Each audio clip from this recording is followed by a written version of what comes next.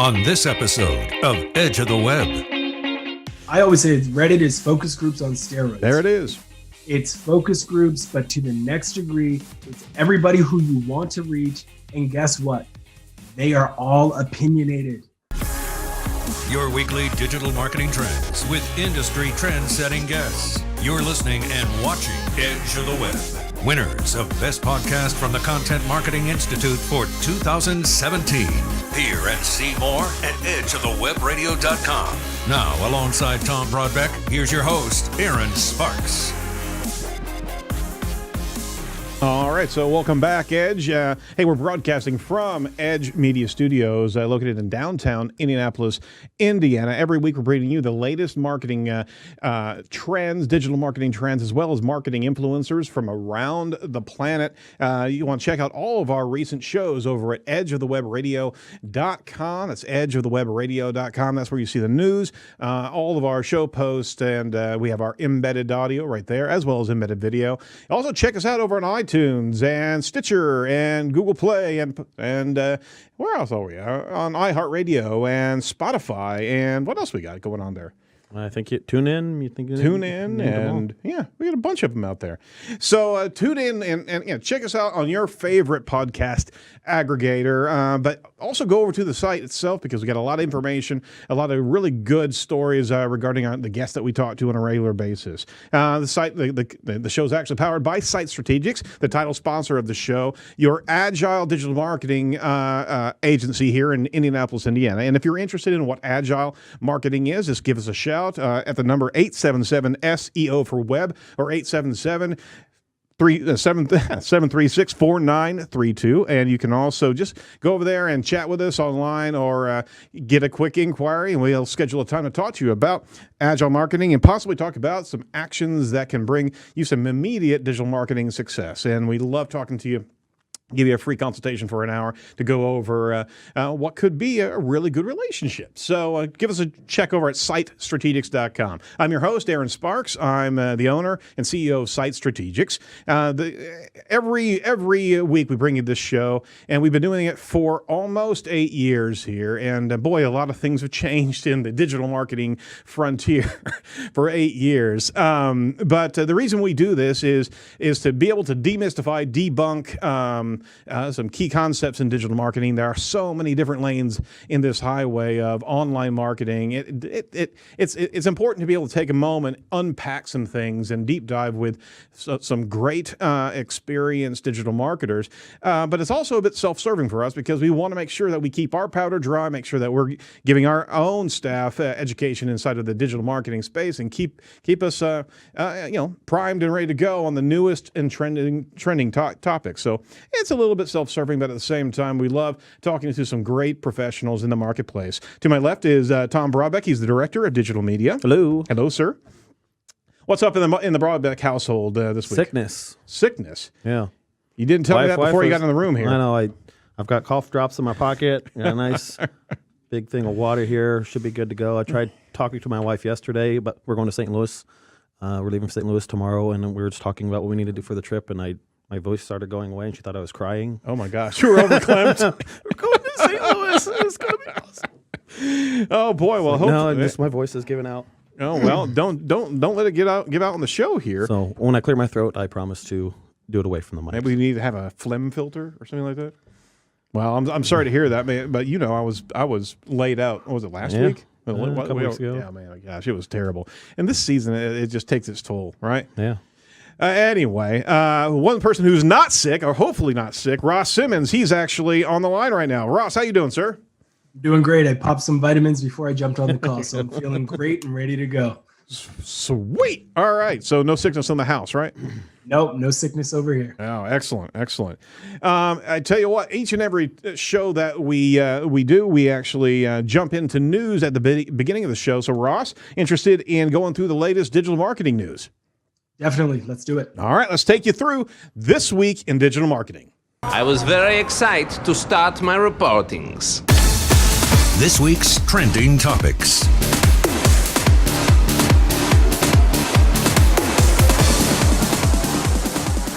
I tell you what, we hear more and more news stories about Google and WordPress. They're doing more and more from a collaboration standpoint. From 9 to 5 Google, Abner Lee wrote, Google partnering with WordPress to create Newspack CMS optimized for local journalism. So, Tom, you studied journalism. You've been doing this for a long time as well. What's this mean to journalists? What's Google doing here with WordPress? So, as you've probably seen headlines, and here locally, the Indy Star has been hit with layoffs and that sort of thing, and it's happening to newspapers across the country. And so, Google and WordPress are partnering together to create their own custom CMS. They're going to call Newspack, and it'll be a low-cost publishing system for journalists to use to help keep the local news industry afloat, I guess. It doesn't sound like it'll be the way I just envision it, I guess, will be for personal blogs. It won't be for like multi-news blog, multi-contributor news blog type of websites, but it could be, I guess. We're not sure yet. It hasn't been built yet, but they just announced $1.2 million of dollars will be spent building this new custom CMS for journalists in mind. So, interesting enough is obviously WordPress is an open source environment, right? Yep. And Google in that space is it's helping the industry, but we're seeing Google come ever more closer into understanding and getting involved in WordPress websites from performance metrics as well as other tool sets. I get kind of concerned whenever Google's creeping more and more inside of our websites as opposed to just staying on the periphery and allowing us to. It'll probably give them easier access to get in the Google News feed and that sort of things that you won't have to have with a normal WordPress site. No, there's always a price. All right, Ross, what do you think about this Google and WordPress collusion? Yeah, I'm with you. I think it's definitely a smart play on Google's account. They're essentially partnering with one of the CMSs that have more than 30% of the entire web running on WordPress. So when you keep that in mind and you think about these local publishers, one of the things that we've all seen is that people want local news and they want it quickly. If Google can influence the fact that people are going to now have the ability to get this news quickly, solely directly through Google, and they have a relationship with the publishers themselves, the opportunity that exists there is endless. I think one of the pieces that a lot of people overlook is the changing landscape of the search engine result page. And I wouldn't be surprised if 10 years, 5 years from now, we're having discussions around how all of this news is just showing up directly in your Google feed, and you don't have to click on any links at all to get over to another website. Right. They are really investing in, and you stay in the search space, very similar to what Facebook has always wanted of their consumers, stay in their sandbox. So Google's creating a better and better sandbox for you to participate in. And on top of that, they're also giving call to actions and call throughs on the local space before you ever have to click a link to go to another website. You're absolutely right. I just get really concerned about that because we're just being sucked into the vortex, man. I don't know what else to tell you. You're gonna get sucked in. Yeah. They're the Borg, and resistance is futile. Hey, check this out. Free Dive. That's a pretty cool name for a platform. From Marketing Land, written by Amy Gestenhughes. Free Dive, Amazon's free video on demand service, serves up new video advertising opportunities. So check this out. It's an ad-supported platform that could actually give Amazon a stronger foothold in the video advertising landscape. IMDb, the Amazon-owned database of TV and movie titles, has launched an ad-supported video-on-demand service called Free Dive. It is available in the U.S. on the IMDb website, Amazon Fire TV devices, Amazon Roku channel, and on mobile devices via IMDb app. So it's a new advertising environment, and why should they care? Well, Amazon is estimated to be the third largest digital ad seller in the U.S. behind Google and Facebook. With the launch of Free Dive, Amazon is expanding its advertising options and growing its ad revenue opportunities against premium content.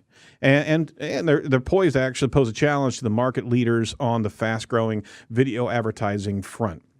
So there's one more free platform out there, and it's going to be plastered with advertising as soon as we get there. So you're not even going to be able to have time to gin up a loyal following out there. It's going to be just another advertising channel. Is that what I'm reading? Yeah, but I mean, they have 130 feature movie titles and 29 TV shows available for free for you to watch. Ooh, as long as we just give them our data, right? That's right. And the vote of clicks will keep it afloat. Okay, Yeah. Ross, what do you think about the new platform here? Yeah, lost me. Oh, really? Yeah. We got a still. Okay. We got a still of you there. It'll bounce back. Hopefully. Yeah. So my thought is essentially, I think that the world is going more and more towards streaming. So it's a no-brainer to me that this is something that everybody needs to pay attention to. Mm-hmm. When you look at digital marketers, our ability to capture the budget has, in terms of media spend, has consistently been a challenge unless we are investing that time in creating rich content, and we're going against that. The materials that you are seeing come out of video through Amazon, through Netflix, through things like that. So I think this is a massive opportunity. I think every marketer needs to keep an eye on it.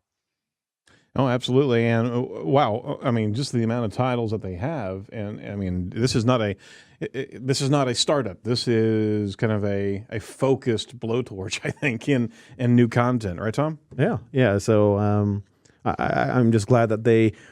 I like the name Freedive, and I'm glad they didn't try to be cutesy with it and drop like the last vowel off like you see most. But no.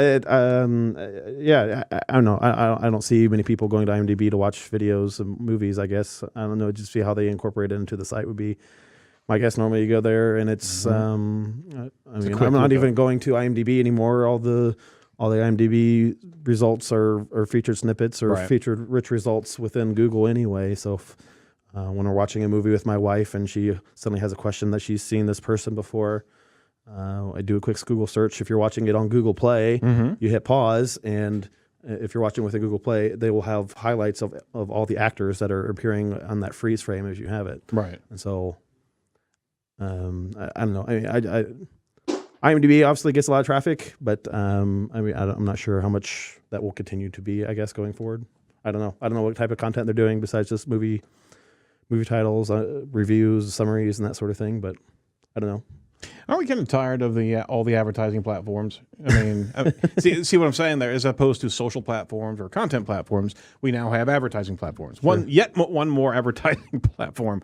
I'm maybe a little bit jaded there, but I mean, it's all about good content, right? Yeah. If it's there, if it's good, you'll find a following. Yeah. As long as there are no mid-roll ads. No, stay away from the mid-rolls. So, how we do? Noah, our producer, how are we doing on that video stream there? All right. Well, we're going to keep on with the audio on.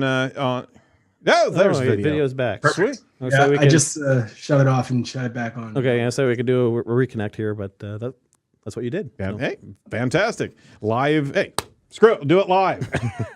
Exactly. All right. Hey, from TechCrunch, Anthony Haas says Facebook says it will invest $300 million in local news. Check this out. Facebook plans.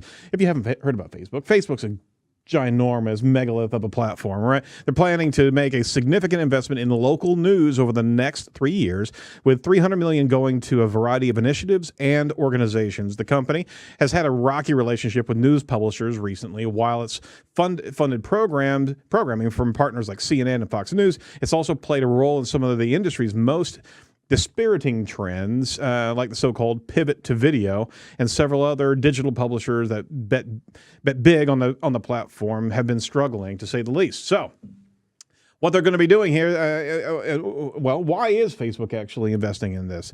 They're focused on local news specifically, and the vice president of global news partnerships, Campbell Brown, said in a blog post that after examining what kind of news people want to see on Facebook, there it is right there, and talking to industry partners, we heard one consistent answer. People want more local news, and local newsrooms are looking for more support. So what are they doing? They're going to invest $5 million in the Pulitzer Center with a $5 million matching gift from Emily Pulitzer to launch Bringing Stories Home, an initiative offering reporting grants to cover topics that affect local communities. $2 million in Report for America, an initiative to place 1,000 journalists in local newsrooms across America. $1 million in, wow, that's an entire list here. $1 million into Night Lenfest Local News Transformation Fund. Another $1 million into Local Media Association, Local Media Consortium to help 2,000 plus member newsrooms develop branded content revenue streams. Another $1 million to American Journalist Project. $6 million to the Community News Project, which is partnering with the UK publishers to recruit trainee community journalists and place them in local newsrooms. More than $20 million to expand Facebook's Accelerator program to help local publishers with their membership and subscription models. I'm sure there's a number of others. So we just rattled off a few right there, and they say that we're grateful for Facebook's commitment to helping us meet the challenges of today's journalism, especially in the smaller cities where survival of news outlets depend on new models of reporting and community engagement, from the Pulitzer Center founder and executive director, John Sawyer. All right. I just went through the gauntlet there. They're spending a heck of a lot of money for news. Okay? Probably about 1 day's worth of ad revenue. I forget, but Yeah. Don't be cynical there. All right, 300 million, right? Mm-hmm. And they're investing in journalists. They're investing in local news, right? Well, we've heard tell that there's been a few fake news issues happening in Facebook over the years, right? So are they trying to sponsor a new fleet of journalists to make sure that they've got Facebook authorized journalists and authentic content coming in? No, I think this is just a It's a PR It's a PR stunt. I mean, they're just donating money to different causes and different membership organizations and that sort of thing to help them. They're not hiring journalists. No. It doesn't sound like. I mean, you listed off 5 million, 2 million, 1 million, and they're doing 300 million. So I haven't read to see what the full 300 million is being spent on. You get a newsroom, and you get a newsroom, and you get a newsroom. Yeah. But it just seems like they're just different organizations that journalists are part of, and they're trying to, it's the PR stunt. So Yeah, it is. Ross? I agree. I think it's a PR stunt. Facebook is getting a lot of slack lately for the fake news problem, for the fact that they are who they are, Facebook, and the fact that they have, without question, changed the entire media landscape. So I think that this is a way for them to kind of put a little bit of lipstick on a pig, look a little bit better for a short period of time, hopefully convince a few journalism students to write nice things about them in the future and not necessarily go against any ethics by donating it to these nonprofits. And hopefully it allows them to have a great story told in these different publications. I'd like to take this opportunity to formally announce the Edge Media Journalism Foundation here in Indianapolis, Indiana. And we just want to let you know, Facebook, that we are going to be investing in continued news across the planet as well as local. So, hey, if you're interested, why don't you drop us a line? Do you think it's going to happen? Nope. Oh, you know what's going to happen? Great email newsletters coming to you each and every week if you join the Edge of the Web radio newsletter. So simply text to the number 22828 the word Edge Talk right there on the screen, and you can actually sign up right there. Don't do all your driving, please. Pull over to the side of the road and then sign up for a weekly newsletter. We won't do anything else with your email except sending you these digital nuggets of gold. We cover the interview that we have, just like we're talking to Ross right here, as well as who we talk to, who we're going to be talking to, who we're not going to be talking to because of certain things, right? No, nothing like that whatsoever. We don't have an Edge blacklist. Where you're going with that. All the news that we're covering and much more. So sign up free of charge, and hey, let us know how we're doing, and let us know what you'd like to see in the newsletter as well. So go over to edgeofthewebradio.com and you can sign up right there. So follow all the trending topics over at edgeofthewebradio.com. But now let's deep dive with this week's featured guest. Now it's time for Edge of the Web featured interview with digital strategist and entrepreneur Ross Simmonds. That was a featured interview as opposed to a featured interview. I have no idea what I was saying there.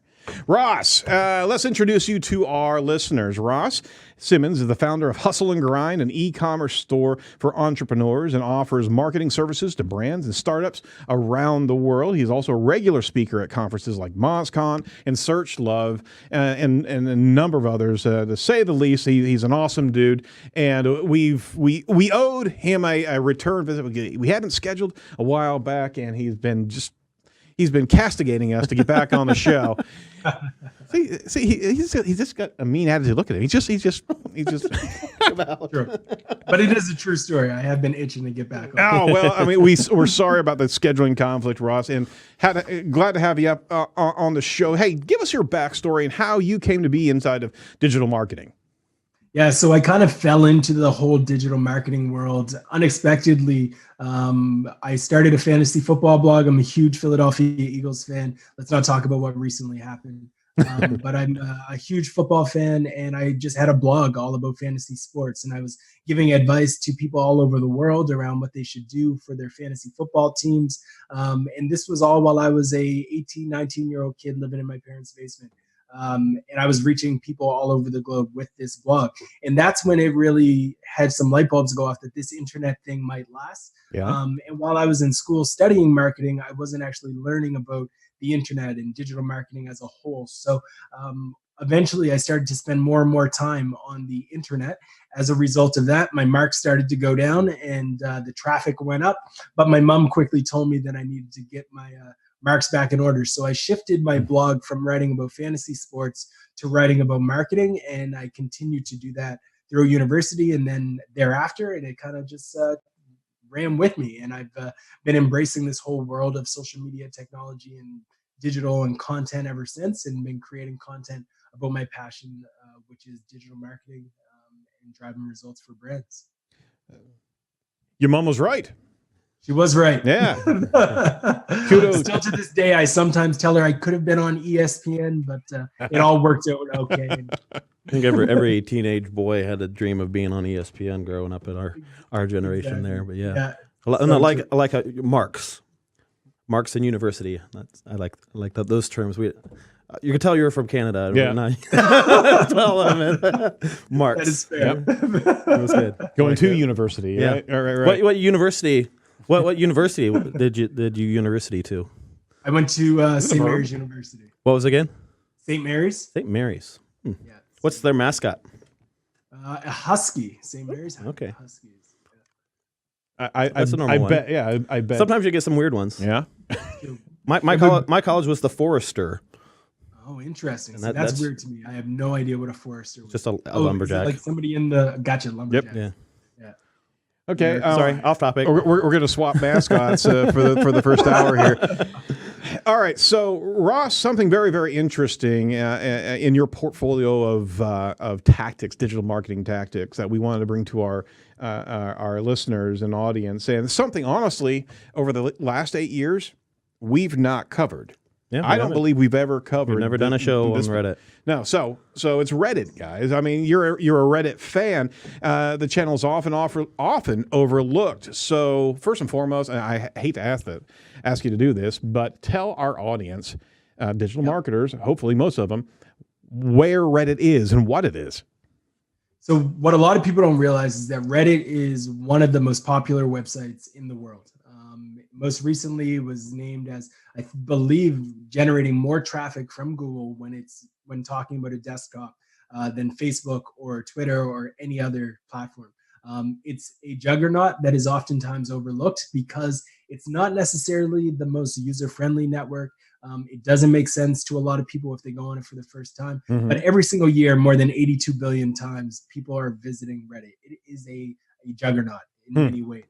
What you need to keep in mind, though, is that the entire site is anonymous. So the people who are using Reddit have the ability to be an anonymous user. So when they are putting out content, it's not necessarily associated with me, Ross Simmonds. It's associated with whatever username I would like to give it. This has come as a downside to Reddit as well, because there was a lot of controversy a few years back where Reddit was seen as a place where bullies went, where there was a lot of bullying, where people were able to say anything and everything about anyone without any repercussions. It was kind of seen as like the dark web in some cases, even. Right.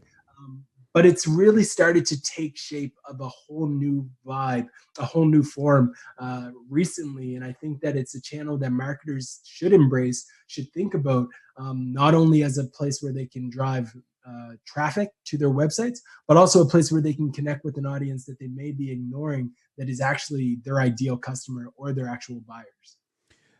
So it's amazing that it's that huge, and it's just, you're not hearing it from marketing channels. There is a marketing aspect. There's a paid marketing aspect into Reddit, right? There is, yeah. So I think it was last year at the beginning of Q1, they rolled out their first ads platform in a beta format where you could actually run ads directly in Reddit in the newsfeed. But what's interesting is you don't target everybody on Reddit. When you run an ad on Reddit, you get the opportunity to target people based off of their interests and the communities that they're a member in. So the way that I like to describe Reddit is very much to describe it similar to the forums that we would have all browsed back in the 90s. Do you remember when you would be in a forum and you'd be talking to people about very niche interests? For me, as a fantasy football person, I would be in forums all about football, and we would be talking about different teams, and there would be communities or sub-forums inside of those forums for each team that people were interested in.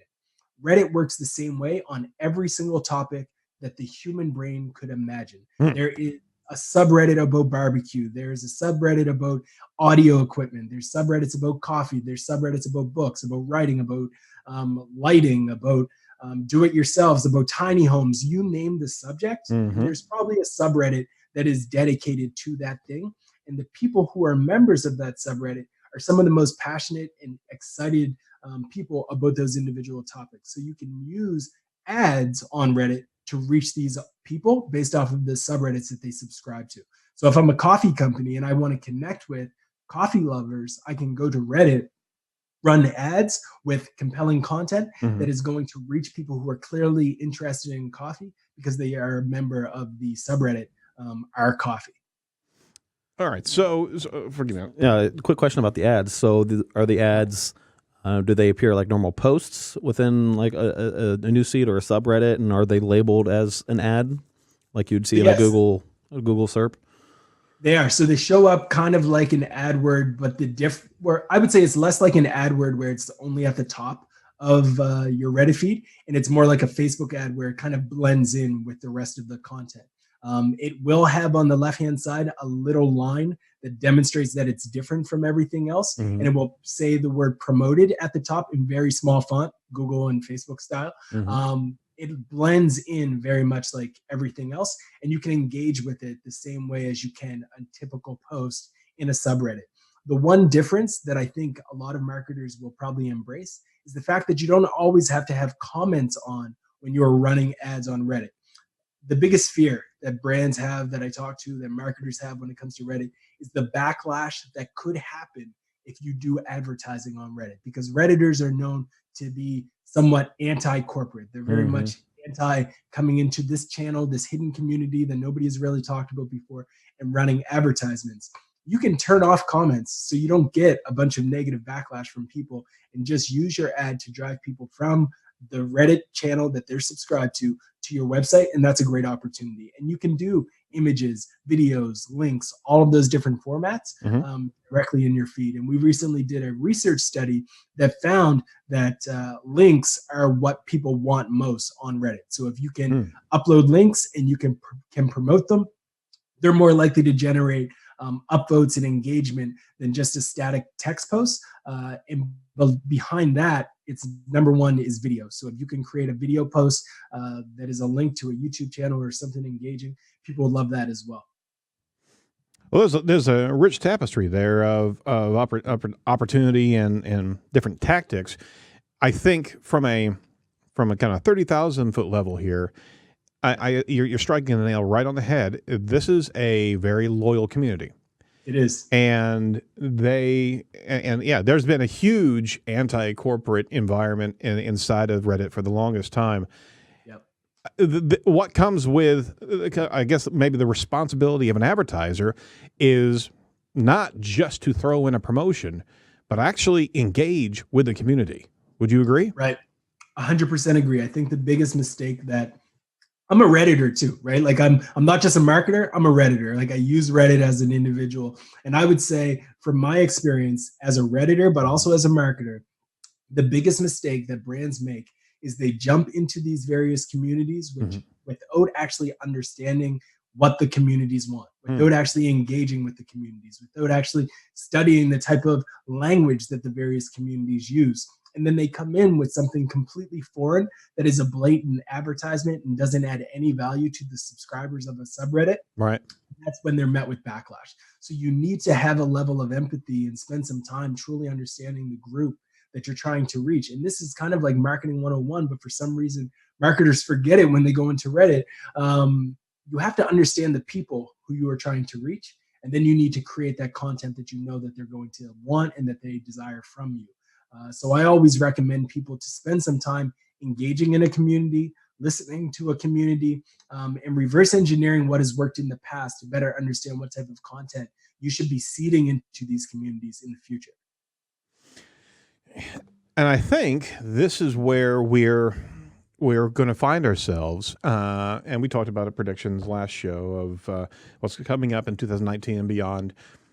The era of big space advertising is going to be changing. You're going to be having these niche, very local communities, these micro platforms. However, Reddit is huge, right. But you have to have the authenticity of engagement that couples with any of the advertising that's out there.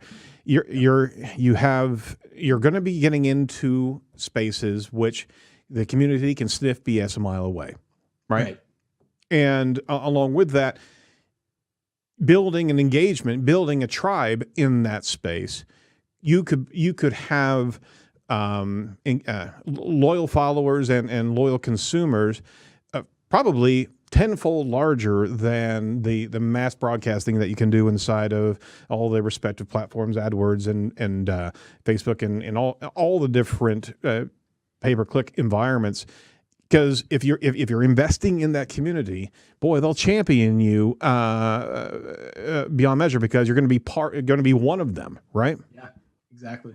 Yeah, like if you go into these communities, you can see, like I'm on in one of the subreddits I'm on, it's just dedicated to pay-per-click, PPC advertising.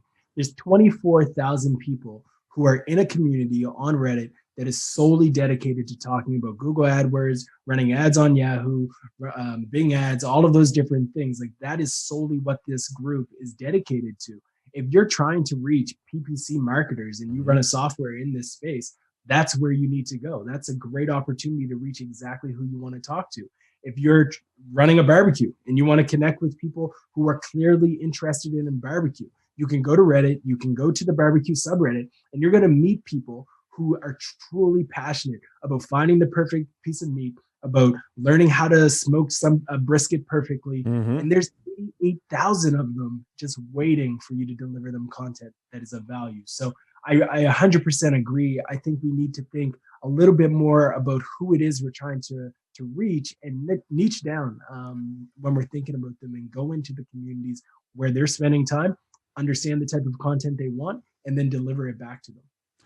Absolutely. You know who you knew who you're going to be speaking to on the show today. So the brisket pages we already have over here, and it's just fantastic. Some of the imagery. Now I'm in the bourbon Reddit channel here, and it's a beautiful. Found some St. Louis style dry ribs. It truly is. I found an Oreo subreddit. You did? Yeah. Oh my gosh. I have to subscribe to that. I'm not in that one, but I definitely need to get in on that. So if you want to lose hours of your day, you're going to get sucked into the vortex of Reddit. So this does harken back to some days of yesteryear, so to speak, forums and chat channels and stuff like that. But there's some great tools and functions inside of Reddit. So for the beginner into Reddit, what's some of the terminology and what are some of the abbreviations in that space, just from the Redditor as opposed to the advertiser? For sure. So one of the ones that you'll see frequently is TIL, and that means today I learned. So you'll oftentimes see somebody put up a post that just says TIL, and that means today I learned something, and then they'll share an insight or a piece of information that is related to that. To give you a bit of insight into kind of some of the key functionalities within Reddit that are different from our typical social media channel. In Reddit, we don't have groups like you would on Facebook. You have subreddits. And in a subreddit, it's, again, where somebody wouldn't join like they would on a Facebook group. It's something you subscribe to. So you subscribe to a subreddit, and then on your main feed, which is kind of like your news feed on Facebook, you're going to see the most popular posts from the various subreddits that you have subscribed to. So if you can subscribe to, say, 10 or 15 different communities that are subreddits that are relevant to you, you are going to be met with every day when you log into Reddit for the first time, news and information that is tailored to you. There is a subreddit that is dedicated directly to whatever state, whatever country you are in. And because of that, you can even get that local news that you are looking for on these channels like Facebook. We talked about that earlier around how Facebook's investing in local news, how Google's investing in local news. Reddit is great for local news because it's other people who you probably see at your grocery store updating content, giving upvotes, having conversations about things directly on this channel. So essentially, those are some of the key things to keep in mind. One of the other pieces for Reddit to keep in mind is your username. So on Reddit, you do not have the ability to, well, you can use your own personal name and you can kind of give yourself away in terms of who you are, but typically you just have a username. You don't log in with Ross Simmonds. You don't use any of that type of stuff to kind of self-identify. There's no area where you can say where you live. There's none of that type of like adding friends or anything like that. You are simply a user that leverages this website, and all you have is your username and your past history around the content that you've engaged in, the content that you've commented on, the posts that you have shared. So those are the things that I would say are definitely important. I would also point to two more things. One is the private messages. I think a lot of people underestimate also the fact that in Reddit, you can have one-to-one messages with people. So if you see an entrepreneur who is sharing valuable information and your target audience is entrepreneurs, you can send them a DM, a direct message, and they'll be able to actually have an engagement with you. I've actually closed clients using Reddit by putting up posts with my thoughts on marketing in subreddits about marketing. And then people send me DMs and they're like, loved your thoughts on how B2B marketing brands can generate leads. Let's talk. And as a result of that, I've been able to do work with them. So direct messages are also an important thing to leverage when you're talking about Reddit. And I would also say that you should look at a Chrome extension that isn't necessarily native to Reddit, but it's called the Reddit Enhancement Suite.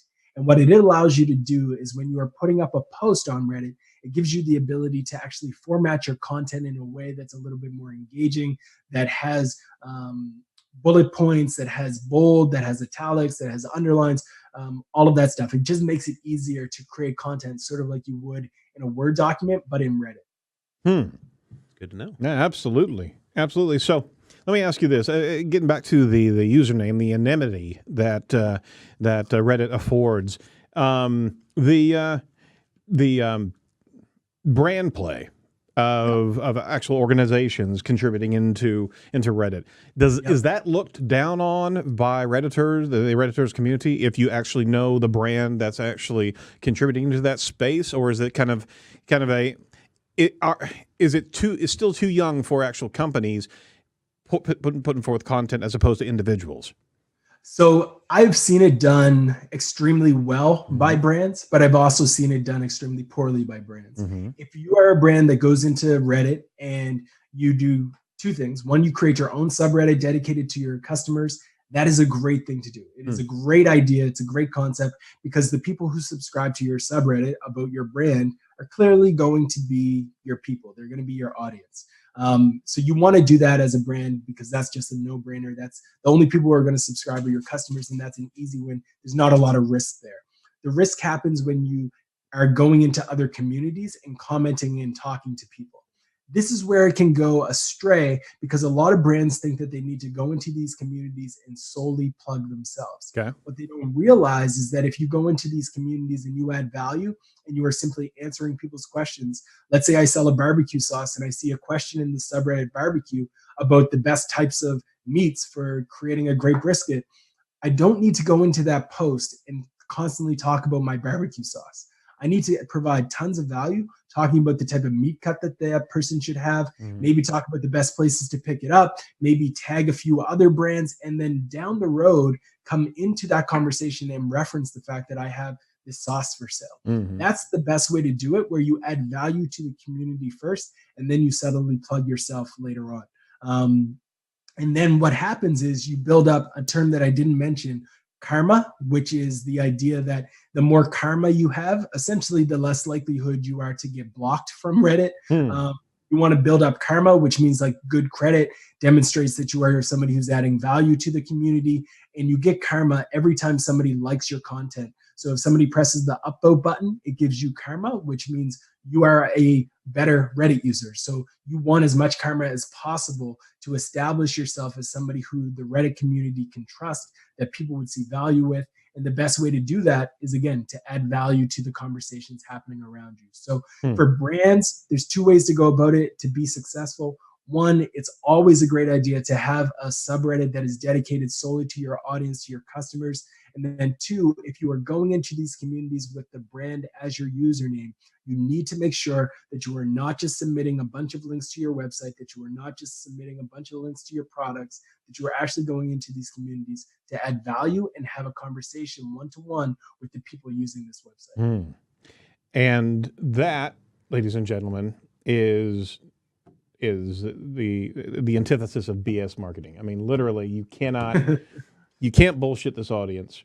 Exactly. and they are scrutinizing brands as they dive into these niche environments here. So you've got to, I mean, if you're wanting to be embraced by that audience, right?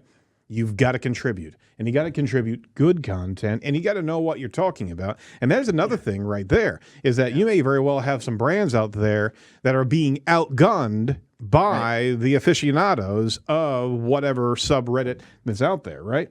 You may have bourbon connoisseurs, and your bourbon may be some weak, limp-wristed type of content. The punchline to the subreddit. Yeah, exactly. And boy, I mean, you better have your game on. You better have to know your stuff, right? I tell you, like, Redditors do not hold back. They will tell you where to go and how to get there very, very quick. It is not a place to like just go in and start plugging all of your links. I'll tell you guys a quick story. When I first decided I was going to be a marketer on Reddit and I would crack the code, I said, I did well on blogs. Everybody read my blog posts. People loved me on medium.com. I'm going to take all of these blogs and I'm going to submit them to subreddits called technology, subreddits called marketing, called startups. People are going to love it. I was blocked in like 5 minutes. Wow. Gone. Bye, Felicia. Get off. You're gone, right? Like, it was stressful. And I was like, this sucks. Like, I'm blocked now. I can't even use my account.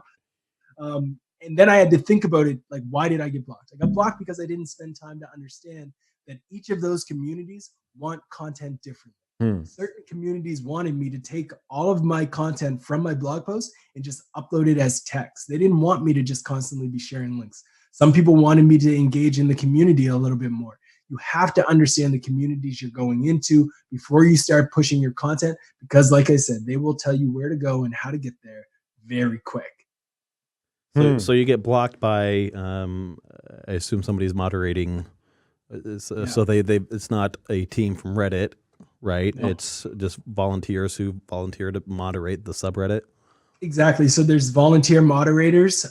They have improved their algorithm lately. So if you submit probably 10 links that are all to the same site, I think Reddit will actually blacklist you because they consider that spamming. So there is a bit of the technology now where they will kick you off. But typically it's moderators that can block you from a community. And if multiple moderators block you, you are in trouble because your IP could get blocked entirely. You need to be careful. They're not pulling any punches, are they? No, they're tricky. I might get blocked just for having this podcast. That's Ross Simmonds. Don't block Site Strategics.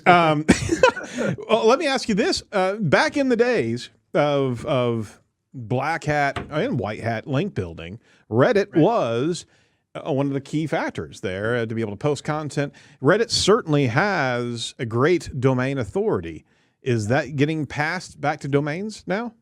It still does. Yeah. I think the biggest factor though is going to be like the number of upvotes that a post gets. Yeah. Google is thinking about and considering the number of upvotes. They're considering the number of comments. All of these factors play a role in how much quality that link is actually going to give your website. Some of these posts that are being shared on Reddit are actually showing up directly in the SERP. So if you create something that is of high value, that people find interesting, that people are engaging with, and then maybe even people link to, you will actually see that your Reddit content could quickly surpass some of the content that you had on your own website for various phrases. So I do believe that Google is seeing value in these Reddit links still. It is without question not close to as much value as it would have been, say, 8 years ago. But there is still a lot to be said about having content on Reddit that is ranking through upvotes, through engagement. In our research piece, we found that if you ask questions on Reddit, even if you are sharing a link and you just wrap up your post by saying, "What are your thoughts?" question mark. Those types of posts generate the most comments, bar none, on Reddit. So if you are doing that, if you are trying to generate links, be sure to ask questions in your titles because people will engage with it. They'll drop their comments. And like anyone, everybody wants to feel like people care what they think. So if you are asking those questions, you're going to increase the likelihood of engagement, and that's going to help influence your search ranking as well. This type of almost guerrilla marketing, this granular marketing, from a brand standpoint, it's going to be hard work because I mean the cat's out of the bag, so to speak. That it's to get that engagement going, you have to play in the consumer's sandbox now. All right. And it's almost a one-to-one type of relationship that's going to be starting to be created by brands who want to risk getting into that space because obviously there's a loyal base that can again can check the brand and make sure that they know what they're talking about. But on top of that, if you're not well versed in how to roll out a particular marketing piece, and if you go in there clunky and just, like a bull in a china shop, you're certainly going to get ejected out of the space very quickly. It's really as authentic as you can get from almost like a friendship basis inside this community as opposed to others. Yeah, you have to go into these communities thinking you're trying to make friends. You're not trying to get a bunch of followers. You're not trying to get a bunch of subscribers. Trying to build relationships with folks at scale. And the great thing is, one post is going to be viewed by the thousands of other people who are following you, who are also viewing that content on Reddit. So just putting up a response that is of high value. Let's say somebody's talking negatively about your brand, and that is in a popular subreddit. Just the fact that people are talking negatively about your brand and you are leaving it to just kind of sit there is doing such a significant disservice to your brand long term. That you need to get in there and engage. So if you respond and you demonstrate empathy with your response, if you demonstrate the fact that you want to provide a solution, if you demonstrate the fact that you are going to change things so you can serve your customers better, if you do all of this in a popular subreddit, it's going to pay extreme dividends for you because so many people are actually just browsers. That's one of the other things that people overlook with Reddit. Sometimes the vocal minority overrules the silent majority. Like the vast majority of people who use Reddit don't comment, they don't put up posts, they don't engage, they're just browsing, they're just reading, and they're consuming content.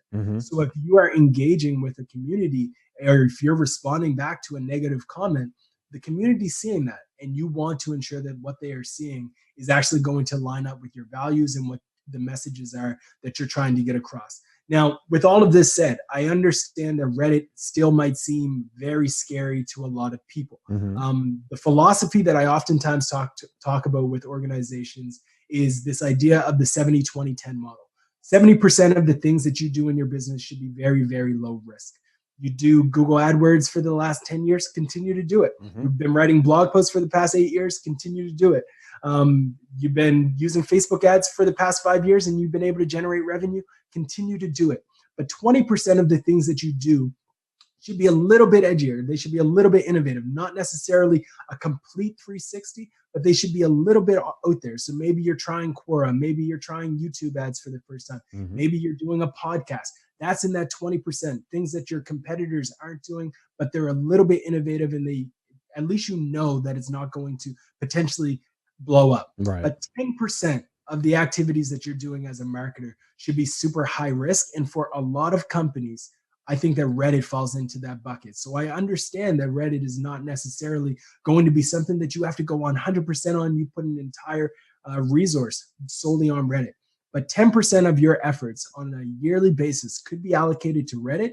And if you do that, you will be able to find out whether or not Reddit can work for your brand, for your industry, before your competitors. And that risk becomes de-risked, and it can quickly become a part of that 70% where your attention is being spent, and you'll have a competitive advantage over your competition because you've learned something through experimentation that your audience and your customers have been, or not that your audience and your customers, that your competitors have been ignoring for years.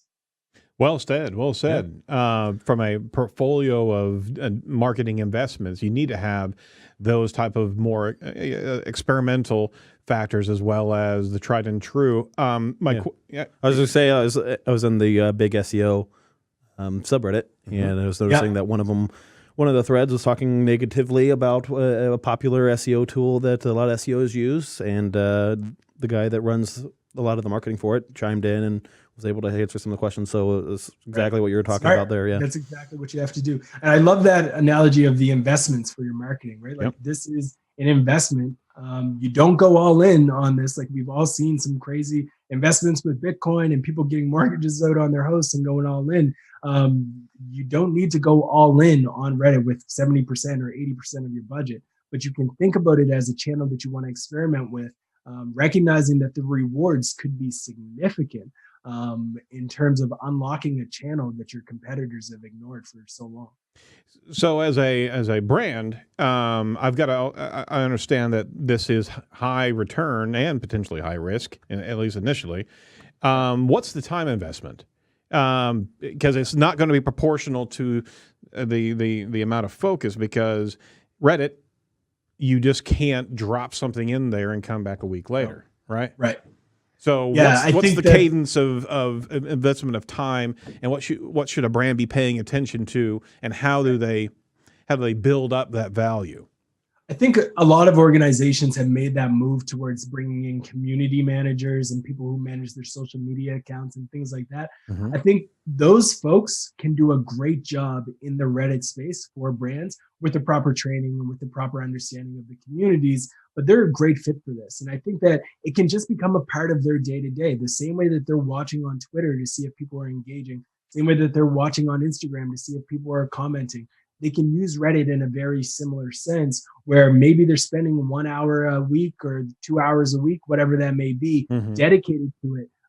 That's really what they need to do. I think you can also consider, once you start to see some wins, you increase that time, right? Like you don't let the time max out just because you're kind of afraid. If you start seeing that Reddit is becoming your number 3 or number 4 most popular traffic referral, that's a channel that you need to experiment more Absolutely. with. That's a channel you need to invest in. So you keep an eye on the data and you let that guide your approach. But you could start with something as simple as 2 hours a week, and then from there, build on it from there. No, that's good. So that gives you a bit of a guidance on the amount of time that you should try to invest into this. Are there different types of communication styles that a brand should be prepared prior to going into Reddit, that they did not, I don't want to say schemas, but ways in which they're going to engage? Is there any particular routes or templates that we can think of that might be beneficial? So Reddit definitely skews a bit younger, so don't be afraid to kind of speak informally, right? Like you don't need to always have a suit and tie when you're going into these Reddit communities. Maybe if you're going into a subreddit about philosophy or sociology or something like that, the tone might adjust. But typically, in the vast majority of the communities, Redditors are using normal, natural language, right? Like they're not going over the top to make themselves sound super smart. So don't be afraid to just talk like a human, to have a conversation like you would with a colleague even. So when you are going into a community, you don't need to sound so formal. You don't need to sound so suit and tie. You can go in and say, hey, folks, I've been following this subreddit for some time. We just launched this new product and I would love to get your thoughts on it. Here's a few things that are about it. Very conversational. You don't need to go in and make it like a press release, right? Like you don't need to go into it like that. Just be a human. Talk to people like people, and people will respond well with that. A simple hack that is not necessarily advice that every brand should run with. People on Reddit hate typos. And if you put a typo in your title, your engagement goes through the roof. So I don't know if it's a good thing. It's not necessarily a good thing. People are pretty much just telling you that you have some typos, but the number of upvotes, the number of comments will definitely rise if you spell something incorrect. Oh my! there's a tip right there. If you're willing to take the heat. Any recommendations that you'd have on how not to come across spammy inside of a Reddit community? You're being authentic. I really am concerned about even if the posting is 2 or 3 engagements and then the proposal and then the product. It's pardon me. It still has all of the signs of an uncaring corporation just trying to bait and switch. Right. I think it comes down to, so there's a philosophy I've talked about often. I haven't published any pieces on this idea yet, but I call it the Sherlock homeboy effect. And what you have to do is you need to go into a subreddit, sort the content by the top posts. When you do that, you will only see the content that generated the most engagement within a certain community. Once you've done that, look for trends amongst the top 20 posts that got a lot of engagement.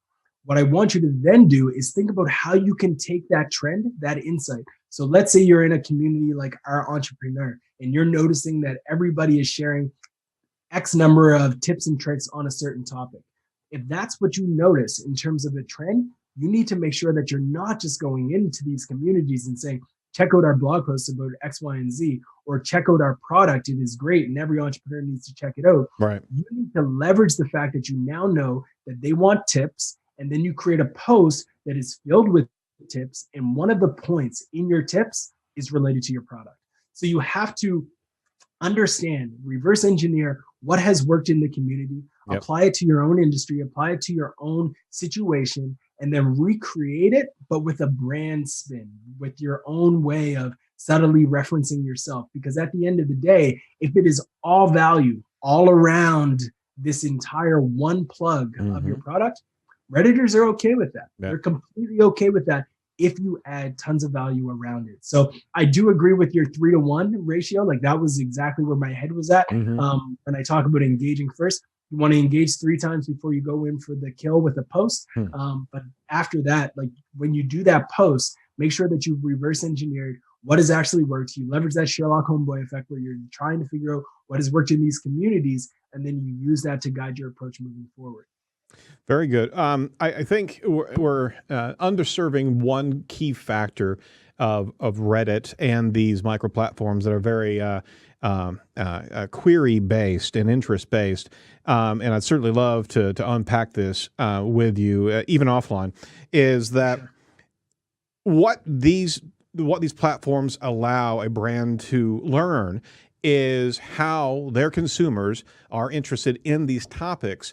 And it's truly R&D. You can learn from the consumers how to improve your own product, but you truly understand what people want to know about. You go into Quora, you know what people are interested in. You know also how different maybe your message was compared to what people are engaging with. So all of a sudden, that learning ground can actually train all your other social points. It can train how you talk in Twitter, how you post in Facebook. It's literally a fount of inquiry from passionate individuals that know quality and they know what they're looking for in the service or the products that are out there, right? Exactly.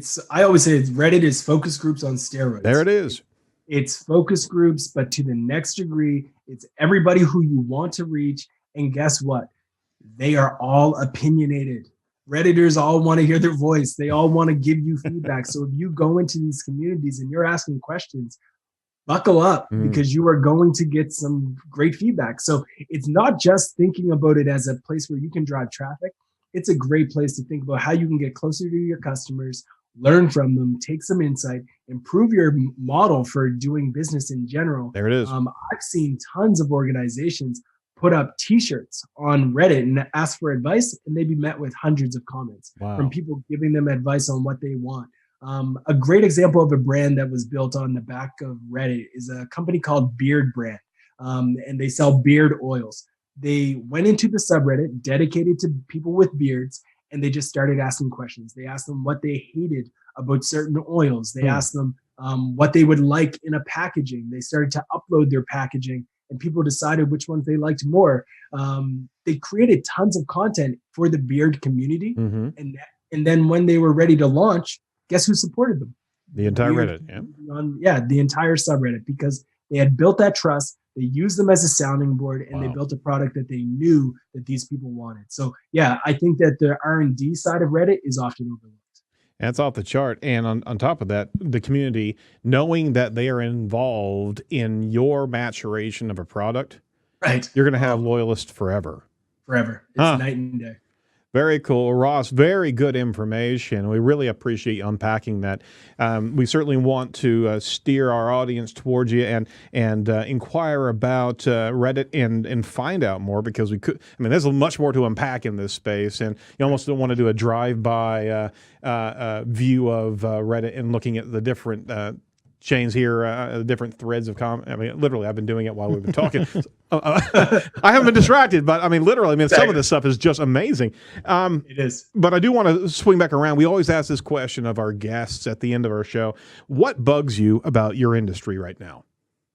Great question. So I'd say the biggest thing that bugs me and challenges me and keeps me up at night in our industry is the lack of attention placed on the distribution of content. We live in a world where everybody has believed at the top of the podium is content. Content is king. Create more content and the world will be yours. And because of that, we've gotten into a world where people just create content and hope that it works out. And I think that what we need to embrace more and more is the fact that it doesn't end when you press publish. The life cycle of an article, the life cycle of an ebook, the life cycle of a landing page really just begins. So you spend just as much time distributing, if not more, your content as you do creating it. And when we as an industry start to embrace that, I think we'll spend less time always screaming that more is better and more time recognizing that you just have to have quality content and then get it in front of the right people. It's that engagement factor that so many advertisers miss, and they're just throwing out content without even understanding that you're throwing a ball out there, and somebody's going to catch that ball, and it's going to bounce all over the place. And if you're not paying attention to it, I mean, it's lost opportunity. Exactly. Well, conversely, what excites you about your industry right now? So a lot of things have me excited, but I'd say without question, one of the trends that has me the most excited is the Yelpification of B2B. And what I mean by that is the rise of these various review sites where you can review CEOs, you can review companies, you can review software, you can review everything and anything. And I think that it's both an interesting and scary time because we're seeing reviews for job postings, for salaries, for internships. Everything is becoming reviewable. And in a world where everything becomes reviewable, people have to be more kind of on the edge of their seat to make sure that they're doing the right thing, which is a good thing in many ways. But at the same time, it opens up the opportunity for defamation and things like that. So the Yelpification of B2B and everything as a whole is definitely gotten my attention. So I recently wrote a post about the Yelpification of B2B because I like to get my thinking all down on words. And it's without question one of those things that I've been spending a lot of time thinking about with the rise of sites like G2 Crowd, Clutch, Glassdoor, all of these different sites where you can review people and organizations. Right. A wild one to watch. The Yelpification of B2B. I like that. That needs to be a bumper sticker. It truly does. I like it. Yeah. or on a T-shirt. I mean, honestly. It's true. No, you're absolutely right. I mean, it goes back to Spider-Man. Yeah, with great power comes great responsibility. Love it. You know, Love the it. point is that the people that are in charge of those reviews, that they're giving reviews, they know they have the bully pulpit. They know they are in control of the brand, and a lot of people have a lack of maturity. A lot of people, and they can truly break a brand by some of the crap they throw out there. Yep, we've all seen it on TripAdvisor. We've seen it on Yelp, and it's coming to our world very soon. So the Yelpification of B2B is coming to a local avenue near you. So be prepared. And honestly, if you don't know what's being said out in the space in the cyberspace about your brand, my gosh, you can. Mm-hmm. It's a silent thing, but it could actually take you down in flames. Oh, anyway, boy, Silent but deadly. Silent but deadly. Funny enough, that's my username on Reddit.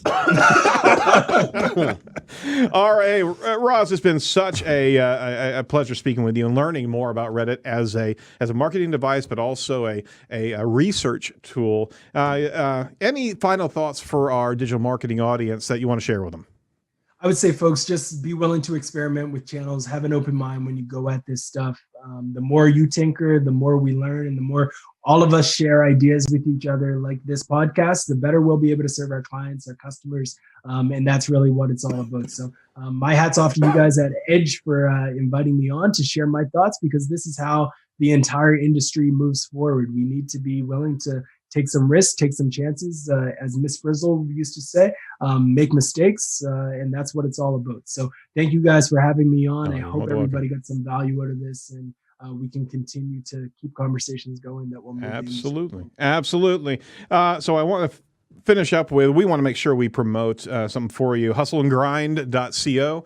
Yes, hustleandgrind.co is where you will find my e-commerce site. We sell hoodies, coffee, t-shirts, mugs, all of those different things. If you are looking for more information on marketing, the best place to find me would be rosssimmons.com. Mm-hmm. I am constantly writing about trends, my own personal thoughts. I also have a distribution checklist. I talked about distribution earlier that everybody can check out as well. Definitely look me up there. And on Twitter, I'm at the coolest cool. Friendly tip for anybody who's in university: be careful what you make your Twitter handle; it will stick around for life. Stick with you for life. Hey, we got to talk offline. See if we can. I mean, you got the hustleandgrind.co, and you're doing shirts and coffee mugs. We might want to team up and do a Yelpification of B2B. I like it. Brand. I'd love to see a few of our mugs on you guys' desk. There we go. We got to figure that one out. Ross, thank you so much. We really appreciate the input and the information on Reddit, and we'll be happy to have you back around again to unpack more about that. All right? Great. I love it. Thank you guys for having me. All right. Stay cool in Canada. The coolest cool. All right. Well, thanks so much for everybody listening and interacting with Edge of the Web this week. We're always happily enjoying any type of reviews or thumbs up or thumbs down. Maybe not so happy, but give us some karma. We want some karma for this show. And that would certainly be beneficial if you can let us know how we're doing or who we should be talking to next. We really appreciate all the work from the staff at Site Strategist, and especially our producer Tom Brubeck, as well as our co-producer in the whole Noah Deitzley. Check us out over on all the social media spaces as well, because we're constantly pushing out content from the Edge platforms. All the must-see videos and everything over at edgeofthewebradio.com. Hey, Tom, who are we talking to next week? Next week we have John Lee, Baked Wheat himself. Sweet. You weren't there for that show when we talked to John Lee about his baked wheat story, but he's got an interesting story about how he got his username Baked Wheat. We talked to the coolest cool. We're talking to Baked Wheat next week. So he's with Bing Ads now. He used to be with Clicks Marketing, but he's with Microsoft and Bing Ads and helping them with their platform there. Sweet. Did you realize, this is weird, as I was going through the bourbon Reddit here, the subreddit, and I saw a John Lee whiskey. I kid you not. We'll have to bring it up next week. It was serendipitous. All right, from all of us over at Site Strategist and Edge of the Web, thanks so much, and do not be a piece of cyber driftwood. We'll talk to you next week. Bye-bye.